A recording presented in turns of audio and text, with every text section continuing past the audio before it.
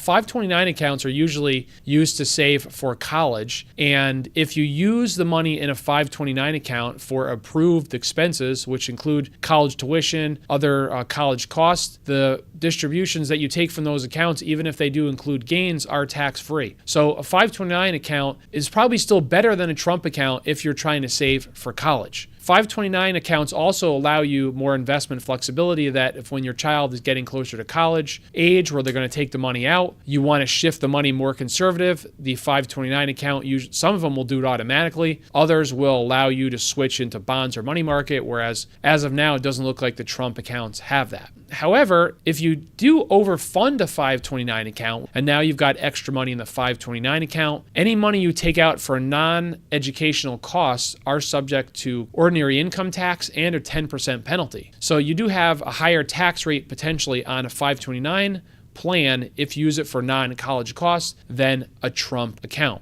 And there's also the ability for you to convert up to $35,000 of a 529 account over to a Roth IRA for your child.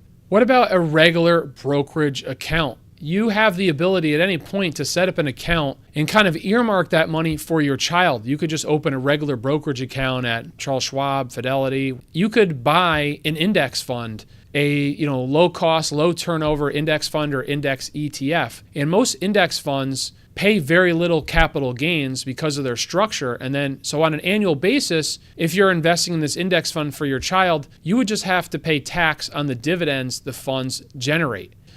So you could just set aside a brokerage account for your child, keep it in your name, and then you pay the tax on the dividends, and then you decide when you want to give that to your child. Then if you need it for college or whatever, you have access to the money, and it's also still yours. It appears that the Trump accounts, the child has full access to the account when they're 18, so you might not want to do that. But let's say you wanted to have your child have some tax benefits by putting the money into another type of an account versus just a brokerage account in your name.